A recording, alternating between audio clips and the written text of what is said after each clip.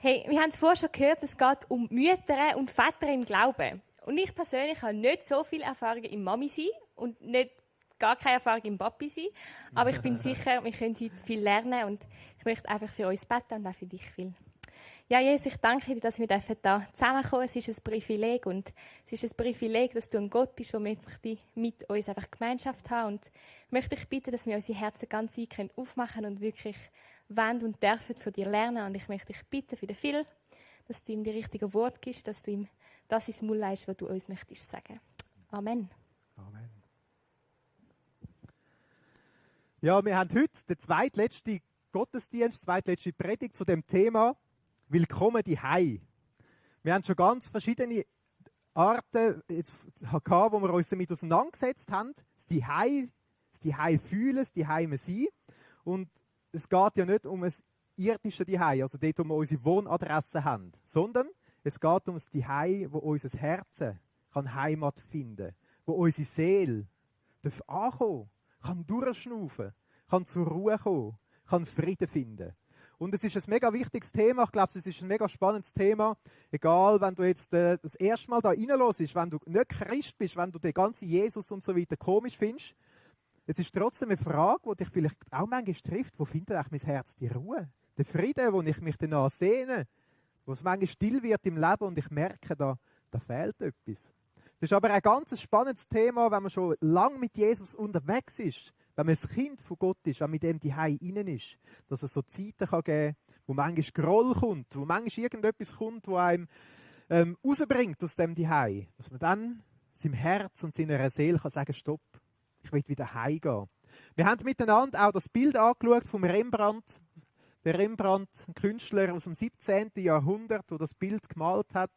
Einer der bedeutendsten Künstler vom Barock. Mir gefällt das Bild besonders gut, weil es zeigt so, auf eine seelsorgerliche Art und Weise ganz viel von dem Zuhause beim Vater, aus dieser Geschichte heraus, wo Jesus erzählt hat von diesen zwei Söhnen. Der eine, der zum Vater hingeht und sagt, ich will mein Geld, und dann verlässt er ihn und geht weg und zieht weg, geht auf Distanz. Ich weiss nicht, vielleicht kannst du dich mehr mit dem Sohn identifizieren, der auf Distanz geht von Gott. Vielleicht bist du auch auf Distanz von Gott, weiter weg von ihm, weggelaufen. Du suchst dein Glück, dein Seelenfrieden, die Heime in den Vergnügungen dieser Welt.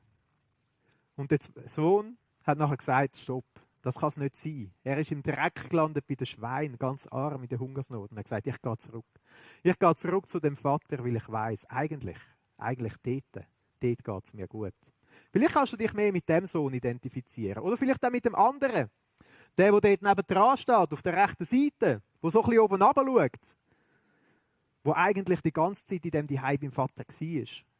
Aber rausgegangen ist, am Arbeiten ist und dann voller Groll und Zorn heimkommt, aber aus der Distanz schaut, nicht reingehen will. Vielleicht kennst du das auch, du bist schon lange in dem Haus vom Vater eigentlich die Heime, aber du gehst manchmal raus und hast so den Groll und bist so auf Distanz.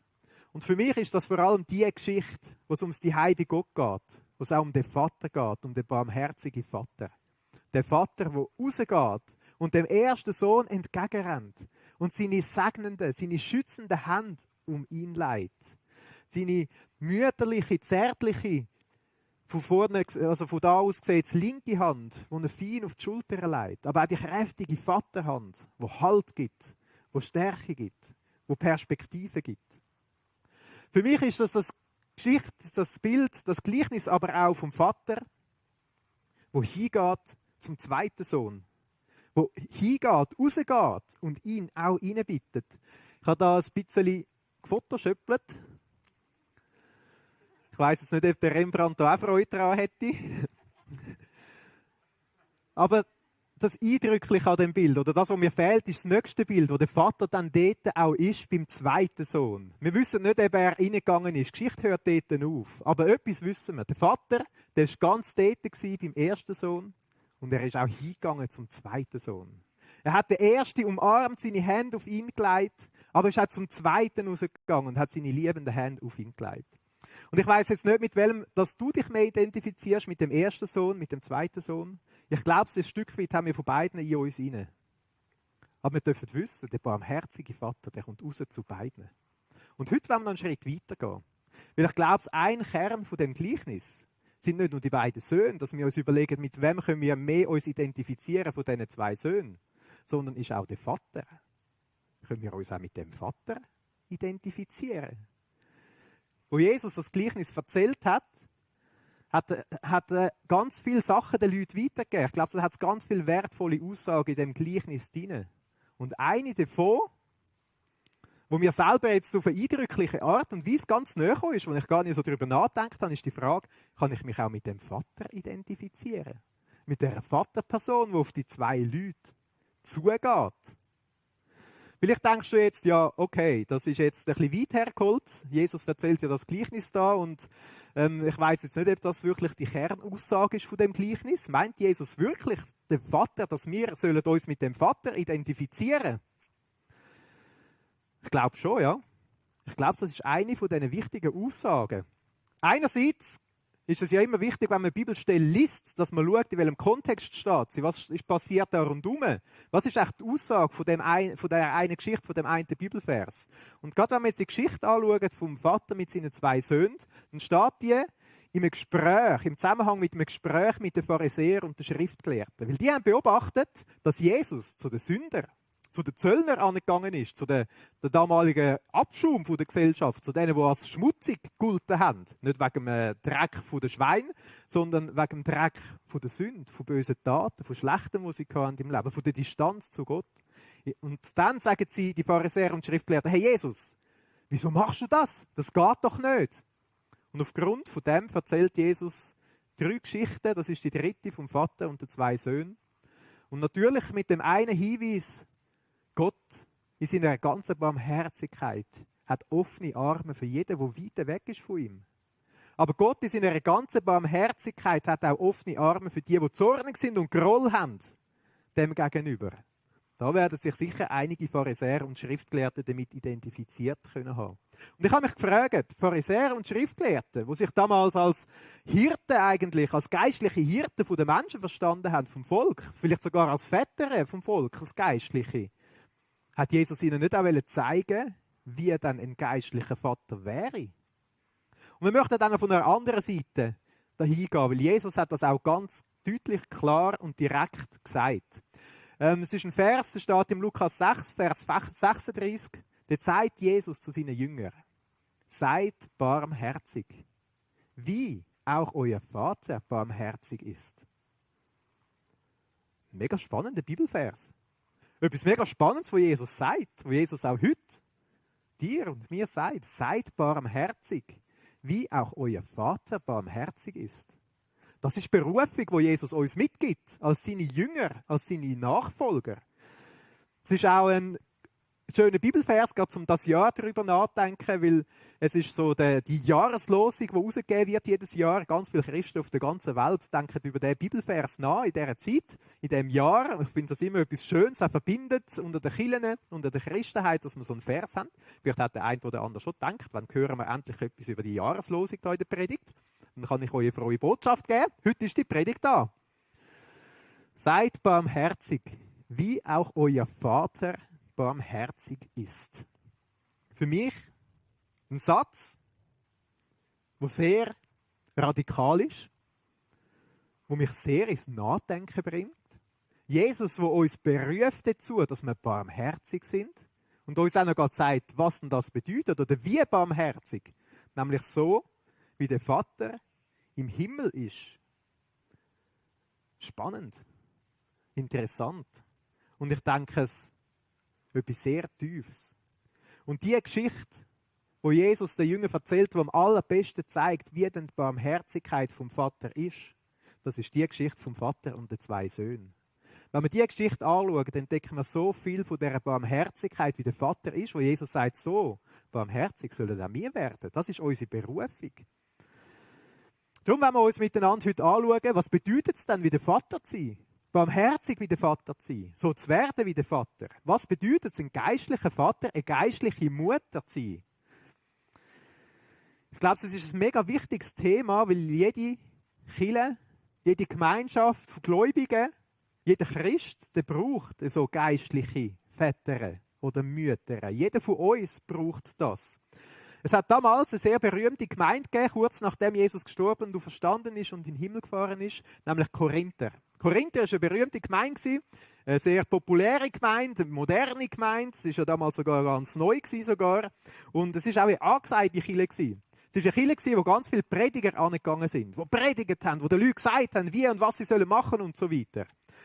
Sie haben Top-Speakers aus der ganzen Christenheit quasi dort angebracht und die sind auf dieser Bühne gestanden und haben den Leuten gesagt, was sie machen sollen. Und die haben die Glory Stories von überall erzählt.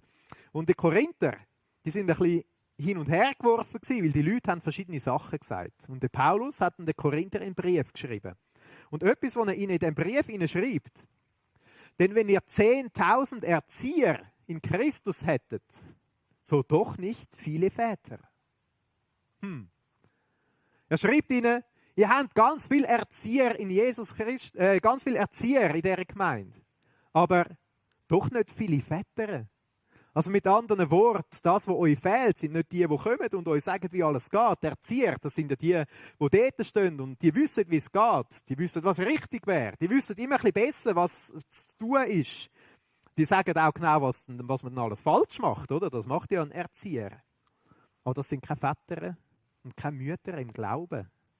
Und im Gegensatz sagt er, ihr habt von denen nur ganz wenig. Aber es ist so wichtig, dass ihr die habt. Und der Paulus zeigt ja gerade, was er damit meint.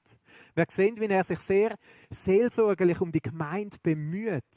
Wenn man die Kapitel liest in dem Korintherbrief, sehen wir, wie er alles macht, zum Korinther zurückbringen zu Jesus und zu dem kraftvollen Evangelium, sie hinziehen zu dem Vater, wo sie eigentlich angefangen haben daran zu glauben und jetzt so hin und her geworfen sind von all diesen Tipps von diesen Erziehern. Das ist das eine, was der Vater macht. Und das andere, was er dann auch gerade schreibt, ist, er sagt, er hat die Gemeinde gezeugt. Das klingt jetzt ein bisschen komisch. Man stellt sich das so bildlich vor, man tut Kinder zeugen, oder? Aber das meint er ganz genau. Die Leute, die nicht an Jesus geglaubt haben, die hat er gezeugt, er hat sie zu Jesus geführt, dass sie neu geboren worden sind und Kind von Gott haben dürfen werden. So ist er ein Vater für sie geworden. Und er sagt da, mit anderen Worten, Erzieher, das gibt es so viel. Leute, die besser wissen, wie alles geht. Aber Väter und Mütter, von denen gibt es nur wenig. Und für mich ist das ein Thema, das ist ein mega aktuelles Thema. Für uns auch als Gemeinde, wo wir unterwegs sind. Ich denke da zum Beispiel daran, dass wir gerade aktuell in einem Prozess drin sind, wo wir ganz eine neue Gemeindeleitung werden haben in einigen Monaten. Ein Prozess, der schon seit vielen Jahren aufgegleist ist. Und ich überlege mir manchmal so für jemanden, der Älteste ist oder war und das nachher nicht mehr ist, wo die Verantwortung in andere Hände weitergibt, was etwas sehr Schönes ist, aber manchmal auch etwas, wo einem etwas kosten kann. Was ist die neue Rolle? Was ist so eine neue Rolle, wo man reinwächst? Und das ist mein grösster Wunsch, dass man zwar ein Amt und eine Verantwortung abgibt, aber dass man ein Vater, dass man eine Mutter im Glauben kann sein und immer mehr auch werden für die Gemeinde, für die Menschen, die ein- und ausgehen. Etwas, was man unbedingt braucht und wo nicht nie mit einem Amt oder so zusammenhängt. Ich denke aber auch weiter. Ich denke an verschiedene andere Stufen. Ich denke zum Beispiel an Senioren unserer Gemeinde. Die älteste Person, die bei uns ein- und ausgeht, ist für mich auch so ein Vater im Glauben. Ein Vorbild von Dankbarkeit. Ein Vorbild, immer wieder zu lernen, Jesus näher zu kommen. Bis ins höhere Alter. Ich finde das so etwas Fantastisches. Aber ich denke auch an ganz junge Leute. Zum Beispiel Jungschulleiter. Da gehen wir in Sommerlager mit den Kindern. Und da ist Action und so weiter angesagt. Aber ich glaube, es noch viel wichtiger ist, sich zu überlegen, schon als ganz Junge, zum Beispiel mit den Kindern, wo man unterwegs ist, oder mit den Teenies oder wo auch immer, bin ich ein Vater, bin ich eine Mutter von diesen Kindern? Und was bedeutet das genau? Ich glaube, es ist so wichtig, dass man nicht nur den Action und den Spass dann sieht und dass man schon als ganz Junge auch sagen kann, ich will in das hineinwachsen, ein Vater und eine Mutter im Glauben zu werden für andere Menschen. Ich denke aber auch an all die anderen Bereiche, wo verschiedene Leute am Dienen sind, die unterwegs sind mit Leuten in Kleingruppen, in Mann-Frauenarbeit und so weiter. Aber vor allem denke ich auch an den Alltag. Ich denke an den Alltag, wo du unterwegs bist, im Beruf, in der Familie, in der Nachbarschaft. Es gibt so viele Menschen, die dort sind und sich eigentlich sehnen nach dieser Heimat beim Vater und warten darauf, dass jemand kommt, der mütterlich, väterlich die Hand um sie legt und sie zum guten Vater im Himmel hineinführt, der so barmherzig ist. Es ist eine Einladung von Jesus, dass er sagt, werdet wie der Vater barmherzig, werdet zu Vätern und Müttern im Glauben. Ein Mann, der sich mit dem Thema auseinandergesetzt hat, der Henry Nouwen, hat sich auch darüber Gedanken gemacht. Und etwas, was mich fasziniert an ihm, ist, dass er das wirklich ganz persönlich bewegt. Und er schreibt da über die Berufung: Meine letzte Berufung ist in der Tat, wie der Vater zu werden und sein göttliches Erbarmen in meinem täglichen Leben zu verwirklichen. Obwohl ich beides bin, der jüngere und der ältere Sohn, soll ich das nicht bleiben, sondern der Vater werden.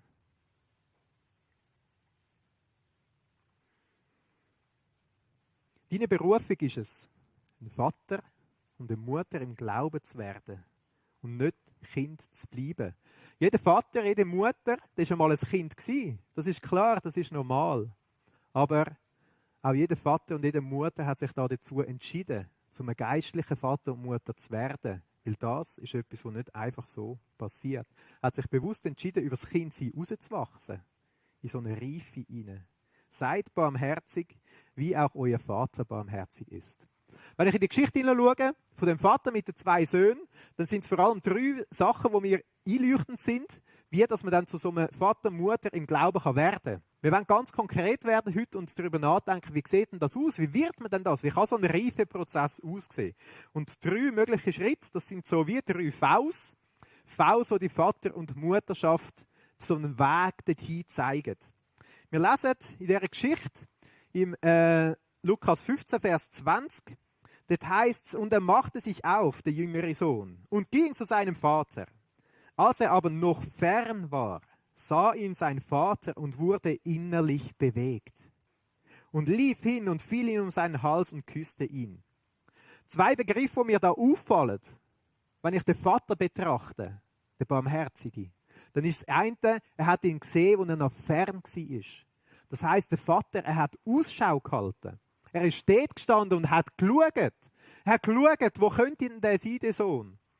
Und ich weiss nicht, wie der sich gefühlt hat, der Vater. Dass er immer wieder gegangen ist und Ausschau gehalten hat. Dass er genau dann am Schauen war, wo er noch fern war. Aber etwas wird klar.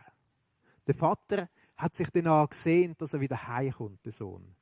In den irdischen Familien ist es ja normal, dass man irgendwann das Elternhaus verlässt und selbstständig wird. Aber bei Gott ist es gerade so klar, dass wenn man weg ist von dem Vaterhaus, dass es ganz viel Leid und Not mit sich bringt. Der Vater hat ja nicht gewusst, ist der jetzt in Saus und Braus, aber auch das wäre grosse Not, weil das Herz hat keine Heimat, auch in Saus und Braus rein.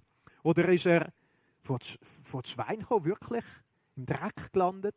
Noch grössere Not, die absolut sichtbar ist. Und das Zweite, das heisst, der Vater hat ihn gesehen und dann hat es ihn zutiefst bewegt. Wahrscheinlich einerseits, weil der dann wieder heimgekommen ist, aber andererseits, er hat ihn gesehen, das wird betont. Also er hat ihn gesehen, das Bild, das er mitgebracht hat. Verlumpet, völlig dreckig. Wahrscheinlich mit dem Gestank der Schweine an sich, als er dann ein bisschen näher gekommen ist. Hat man sicher schon von weitem geschmeckt. Er hat die Not gesehen von ihm. Und es hat ihn zutiefst im Herz bewegt. Das Wort, das da steht im Griechischen, das Blanknizomai, das bedeutet, es hat ihm die Eingeweide umgekehrt. Also es hat ihn geschüttelt. Es hat ihm das Innerste bewegt. Vielleicht würde man heute sagen, es hat ihm tief ins Herz hineingetroffen. Das ist das, was der Vater macht. Das ist der erste Begriff mit dem V. Verzweifeln.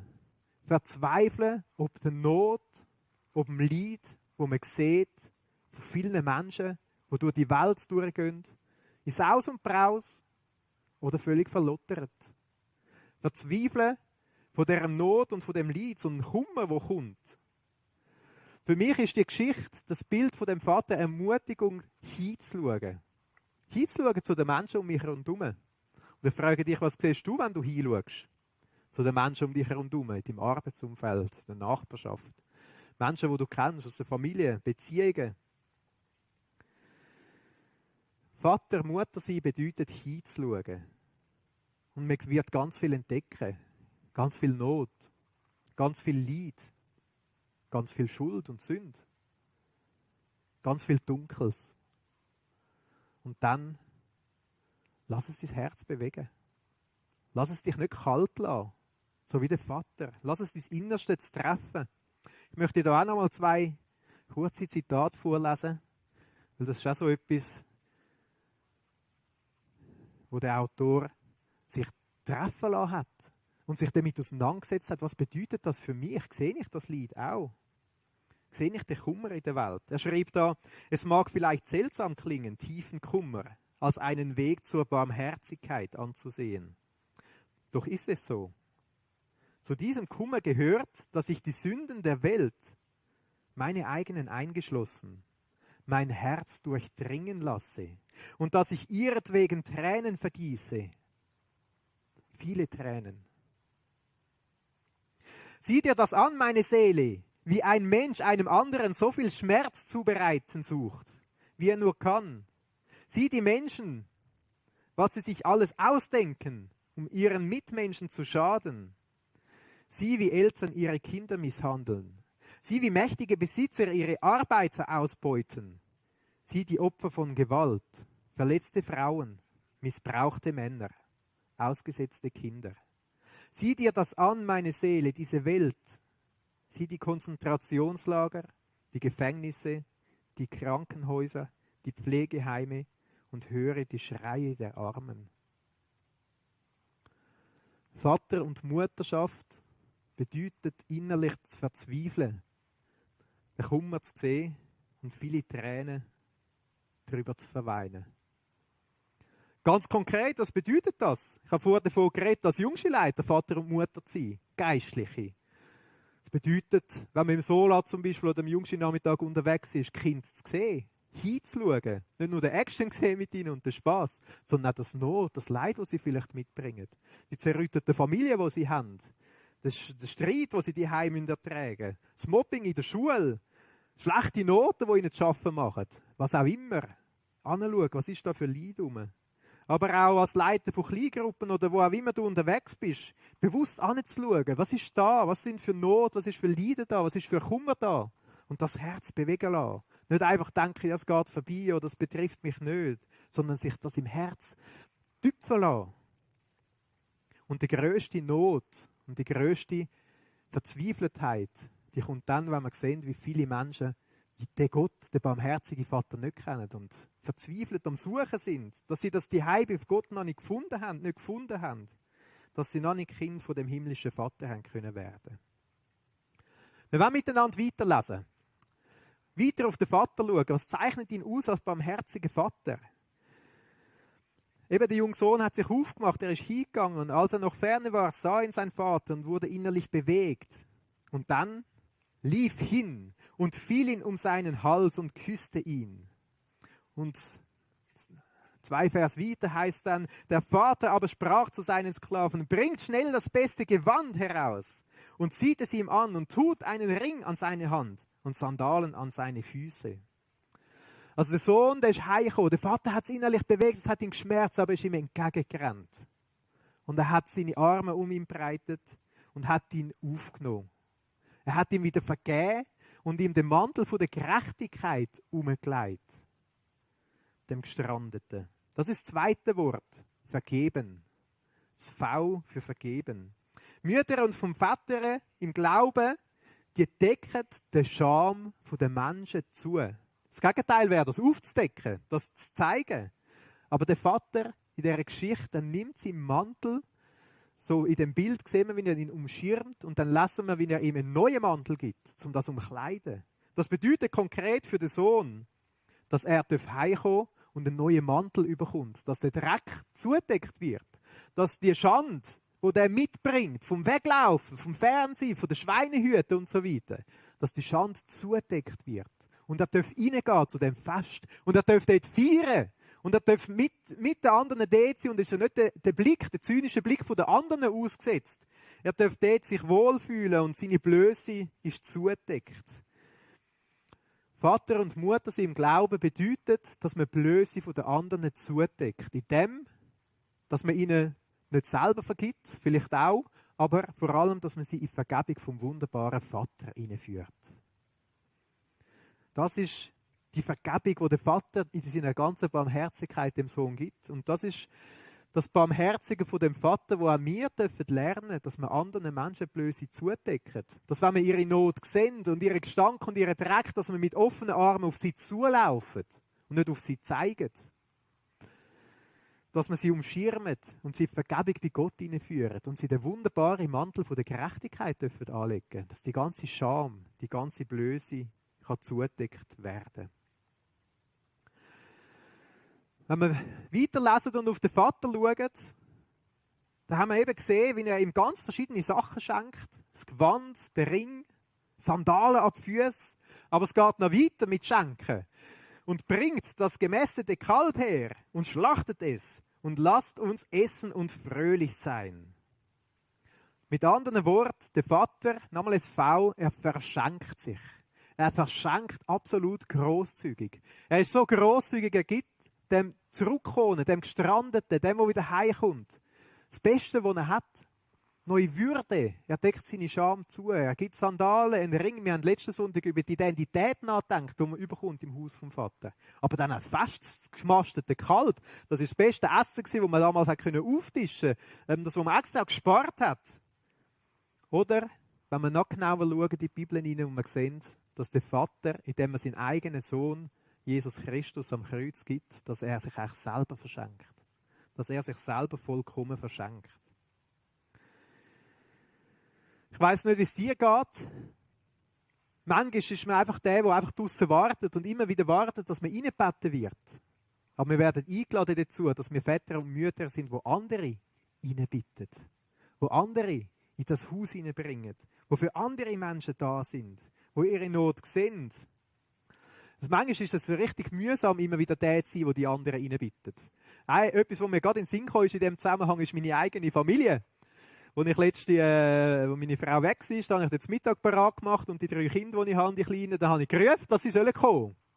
Der erste hat sich bitten lassen und ist gekommen und an den Tisch angeguckt. Aber die anderen 2 waren nie nicht. Dann bin ich die suchen gegangen und habe die auch gebeten, dass sie kommen. Als ich die dann endlich dort hatte, ist der erste wieder weg, weil er keinen Bock mehr hatte zum Warten. Dann habe ich den wieder versucht, reinzubeten und wieder zu holen. Und als dann der gekommen ist der andere am Stuhl runtergerutscht und die andere hat aufs WC müssen. Und 1 Minute später bin ich allein am Tisch gesessen. Und zum Glück ist nachher meine Frau heimgekommen und konnte schauen, dass dann alle wieder an den Tisch kommen. Sie hat es dann einmal probiert. Es ist mühsam, wenn man immer reinbitten muss. Gehörst du zu denen, wo man immer wieder reinbitten muss? Oder gehörst du zu denen, die mit offenen Armen auf andere zulaufen und dich ihnen verschenkt und sie ihnen bittet, dass sie an den Tisch hineinkommen und ihnen den Platz zeigt, wo sie hinsitzen können, wo sie essen können.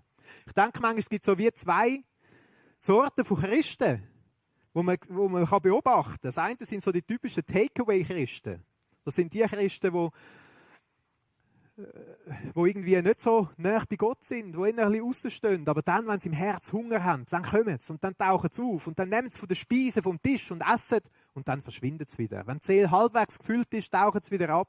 Und das nächste Mal, wenn sie leer ist, tauchen sie wieder auf und werden wieder reinbitten und kommen und gehen und kommen und gehen. So Takeaway-Christen. Das andere sind die Vielfraß-Christen, nenne ich es jetzt einmal. Das sind die am Tisch hocken und immer die fettesten Speisen reinziehen. Das sind die von Kongress zu Kongress gehen und überall die besten Messages suchen und einfach versuchen, sich möglichst viel aufzufüllen und von da noch etwas und von dort noch etwas und von da. Und es kann sogar sein, dass man sagt, ja, jetzt bin ich bei dieser Kirche und habe alles rausgeholt, was geht. Jetzt gehe ich zu den Nächsten und zu den Nächsten und esse vom Tisch so viel, wie es nur geht und merke nicht, dass es eigentlich am eigenen Bauch gar nicht so gut tut. Und Jesus lädt uns ein, dass wir weder die einen noch die anderen sind, sondern dass wir zu Vätern und Müttern im Glauben werden, wo merken, oh, da aussen, da steht ja einer, der Hunger hat, der Not hat und dann aufsteht vom Tisch vom Herrn und rausrennen. Oh, das stinkt. Dann mache ich meine Arme umso weiter auf, weil er hat es besonders nötig. Und die Person an der Hand nehmen und reinführen an den Tisch vom Herrn. Und ihm den Platz zeigen, schau da, und die fette Speise, das Feine ihm überschieben, dass er so richtig satt kann werden. Das bedeutet Vater und Mutter sein im Glauben. Und wie schön ist es, wenn man dann sieht, wie die Person wirklich satt wird am Tisch vom Herrn. Weil das ist eine Nahrung, das kann das Innerste stillen, das kann die Seele stillen. Und dann schauen wir und sehen, hey, die Person, wieso steht sie jetzt auf? Wieso läuft sie jetzt davon? Die hat draussen einen anderen gesehen. Jetzt läuft sie dem entgegen. Jetzt ist sie ja gar nicht mehr Kind, jetzt wird sie ja selber zu einem Vater, zu einer Mutter im Glauben. Jetzt führt sie den Nächsten rein und gibt ihm die fetten Speisen weiter. Die guten Speisen vom Reich von Gott. Manchmal fragt man sich, ob es bei Gott echt nicht noch mehr gibt. Ich weiss nicht, ob du das auch kennst. Du wünschst dir mehr von Gott und sehnst dich nach so einem richtig erfüllten Christsein. Ich glaube, das bedeutet es, ein erfülltes Christsein. Wenn ich nicht an dem Tisch hocke und für mich alles reinziehe, was irgendwie geht. Sondern wenn ich meine Augen offen habe für den, der draußen ist. Dass der Hunger hat. Und dann hingegangen. Dass ich nicht ein Takeaway-Christ bin. Dass ich nicht ein Vielfraß-Christ bin. Sondern dass ich eine Mutter und ein Vater im Glauben bin. Und aufstehe und rausgehe und reinführe und schaue, wo ist da der Nächste. Es kann sein, dass es einem etwas kostet. Manchmal ist das anstrengend. Es kann sein, dass man sich selber verschenkt. Aber ich bin überzeugt, dass es das Erfüllendste ist, was es gibt, wenn man sieht, wie der links und rechts beim guten Vater im Himmel so richtig satt wird. Nichts Schöneres gibt es als das zu beobachten, wie jemand reinkommt und Platz nimmt und merkt, dass er wirklich Heimat findet bei dem guten Vater im Himmel. Die Heimat, die er schon das Leben lang danach gesucht hat. Jesus sagt, dass das Merkmal ist von wirklicher Liebe, wenn man sich selber geben kann. Er sagt, es gibt keine größere Liebe als der sein Leben gibt für die andere. Und er hat es dann selber vorgemacht, Jesus, was das bedeutet. Der Blick auf den Vater ist für mich auf die eine Seite etwas Herausforderndes, auf die andere Seite etwas Wunderschönes, wenn ich sehe, zu was Gott uns berufen hat. Zum nicht das Leben lang Kind zu bleiben, sondern erwachsen zu werden. Zu Müttern und Vätern im Glauben. Ich möchte da noch das letzte Zitat vorlesen, wo sich die Person auch ganz direkt hat ansprechen lassen. Und sie fragt dann, möchte ich wie der Vater sein? Möchte ich nicht nur der sein, dem vergeben wird, sondern auch der, der vergibt? Nicht nur der, der zu Hause willkommen geheißen wird, sondern auch der, der zu Hause willkommen heißt? Nicht nur der, der Erbarmen empfängt, sondern auch der, der es schenkt? Das sind unsere Fragen, die wir heute mitnehmen wollen. Als Kirche brauchen wir Väter und Mütter im Glauben. Und ich bin so froh, dass wir auch viele von denen haben. Ich möchte ja vielmal Danke sagen, allen, die sich bemühen darum, zum Miteinander unterwegs sind und so Mütter und Väter erziehen. Ich denke an Kleingruppenleiter, ich denke an Leiter von verschiedenen Bereichen, von Jungschen über Teenie-Zonen bis hin zu Männer-Frauenarbeit und so weiter. Wo wir Väter und Mutter versuchen zu sein und in das hineinzuwachsen. Ich denke aber auch besonders an die Väter und Mütter sind im ganz normalen Alltag, an der Arbeitsstelle für andere Menschen, die willkommen heissen, die an der Hand nehmen und hineinführen, in der Nachbarschaft, bei Freunden und Kollegen. Jesus hat das ganz direkt uns als Berufung mitgegeben. Seid barmherzig, wie auch euer Vater barmherzig ist. Das Seid, was da am Anfang steht, das können wir ganz so gut übersetzen mit werdet barmherzig. Es ist ein Wert, das anzeigt, dass es ein Prozess ist. Dass man am Anfang steht, aber dass es nachher weitergeht. Dass man das reinwachsen kann. Dass man nicht macht, check und dann ist einfach alles da, sondern etwas, wo man, glaube ich, das Leben lang dran sein könnte, weil der Maßstab oder das Ziel, das man hat, wie der Vater barmherzig zu werden, das ist etwas, wo wir uns das Leben lang drin üben können. Ein Reifeprozess, ein Weg, wo wir unterwegs sind. Und genau so erklärt es nachher Jesus auch. Vers 37. Und richtet nicht, und ihr werdet nicht gerichtet werden. Und verurteilt nicht, und ihr werdet nicht verurteilt werden. Lasst los, und ihr werdet losgelassen werden. Also barmherzig sein wie der Vater bedeutet, vergehen können. Loszulassen können. Andere in der Vergebung hineinzuführen, nicht zu verurteilen, sondern den Mantel von der Würde um sie zu legen. Und in Vers 38 sagt Jesus, was es auch bedeutet, gebt und es wird euch gegeben werden. Ein gutes, gedrücktes und gerütteltes und überlaufendes Maß wird man in euren Schoß legen. Denn mit demselben Maß, mit dem ihr messt, wird euch wieder gemessen werden. Jesus sagt, Vater und Mutter sein bedeutet zu gehen, sich zu verschenken. Und dann wird auch uns geschenkt werden. Was für ein Geschenk, dass Jesus uns mit dieser Verheißung auf den Weg schickt. Dass er uns noch viel grosszügiger alles gibt, was man braucht. Gerüttet und geschüttelt bedeutet, man füllt nicht einfach mal ein und dann ist es zum Glück gerade voll, sondern man rüttelt daran, dass es noch mehr Platz hat, dass es richtig voll wird und dass es sogar überläuft. Das ist das, was Gott als guter Vater uns beschenken damit. Das 3 Stichwörter. Vielleicht gibt es einen oder anderen, der dich gerade in dem Moment anspricht. Verzweifelst du auch manchmal ab der Not, die du siehst um dich herum, wie der Vater in dem Gleichnis hinzuschauen und dein Herz zu treffen lassen von dem, was du siehst? Bist du bereit, nicht mit dem Finger auf andere zu zeigen, sondern sie in die Vergebung hineinzuführen und Scham und Schuld zuzudecken? Bist du bereit, dich ganz zu verschenken, auch wenn es viel kostet, aber dabei zu entdecken, dass das ein erfülltes Leben bei Gott bedeutet, das noch viel mehr wert ist, als sich selber nur voll zu essen? Ich würde gerne beten. Danke, Vater im Himmel, dass du uns willkommen heisst in deinem Haus. Danke, dass du uns einlädst, als deine Kinder reinzukommen. Danke, Vater im Himmel, dass du uns unsere Schuld und unsere Sünde und unsere Scham vergisst und uns umkleidest mit dem Mantel der Gerechtigkeit. Und danke, Vater im Himmel, holst du uns immer wieder ab, wenn wir draussen stehen mit unserem Groll. Aber ich will dir noch viel mehr Danke sagen, Vater im Himmel, dass es nicht beim Kindsein bleibt, sondern dass du uns berufst, dass wir Väter und Mütter im Glauben werden. Dass wir dich als Vorbild dürfen nehmen und hinreifen zu dieser Person, zu einem Vater und zu einer Mutter. Danke, Vater im Himmel, dass du uns willst über das Kindsein rausführen, in eine Reife hinein. Und danke, dass du uns auch alles gibst, was es braucht dazu.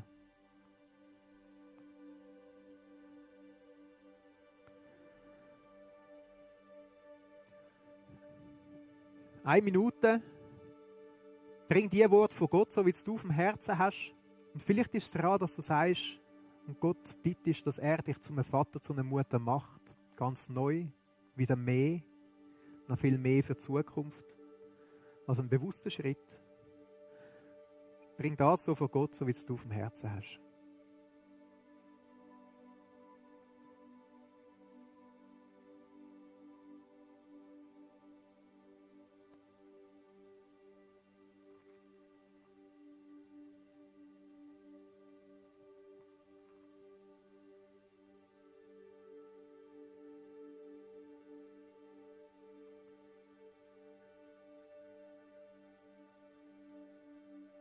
Danke, Vater, dass du unser Gebet hörst und ernst nimmst.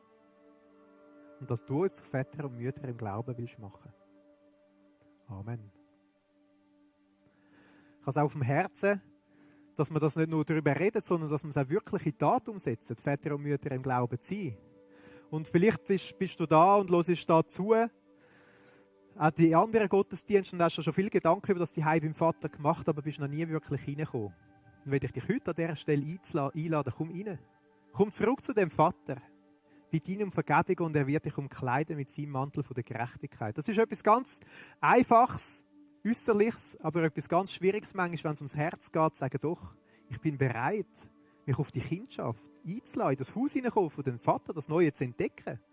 Ich will dich ermutigen, dass du heute sagst, doch, ich will da Nägel mit Köpfen machen.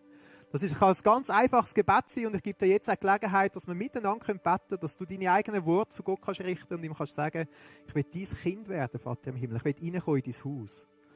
Wenn du das auf deinem Herzen spürst, dass es jetzt dran ist, dann will ich dich ermutigen, du mit deinen eigenen Worten das mitbeten. Vielleicht, wenn du im YouTube bist, lass es dir einmal an und spul zurück und überlege, ob das zu deinen Worten werden kann und lass dich reinführen ins Haus bei dem Vater. Wenn du willst, dann bete das mit deinem Herz. Vater im Himmel, ich sehe, dass du wünschst, dass wir zurück zu dir kommen dürfen, dass es in deinem Haus der beste Platz ist. Dass es der Ort ist, wo mein Herz und meine Seele zum Frieden finden. Und ich will umkehren zu dir, Vater. Ich will dir meine Schuld, meine Scham, meinen Dreck von meinem Leben bringen und dich um Vergebung bitten. Vergib mir. Und ich will dir Danke sagen für die gewaltige Verheißung, dass wenn wir unsere Sünden bekennen, dass du treu und gerecht bist und uns alles vergisst. Danke für den Mantel von der Gerechtigkeit, den du um mich leihst. Und ich will dir sagen, Vater im Himmel, ich will in dein Kind sein und in deinem Haus sein, mein Leben lang auf dieser Welt und in alle Ewigkeit. Amen. Was für ein Wunder, dass Gott uns willkommen heisst in seinem Haus. Und wenn du jetzt das mitbetet hast, wir haben Väter und Mütter da, die dich bewusst auch an der Hand nehmen und dir zeigen, wie kannst du Platz nehmen am Tisch vom Herrn und die fetten Speisen kannst essen, das gute Essen, das er bereithält. Zögere nicht und im Kontakt auf, schreib es E-Mail oder Leute an oder ein SMS, was auch immer, dass wir dich begleiten am Tisch vom Herrn. Wir wollen Väter und Mütter im Glauben sein und wir wollen uns miteinander freuen, dass er seinen Sohn schickt, der uns willkommen heisst und der uns reinführt, zum Platz nehmen, am Tisch vom Herrn und einen Platz finden in seinem Haus. Lass uns das zusammen singen, im Herzen, wenn wir da sind, summen, aber im Herzen singen oder die Heim mit lauter Stimme.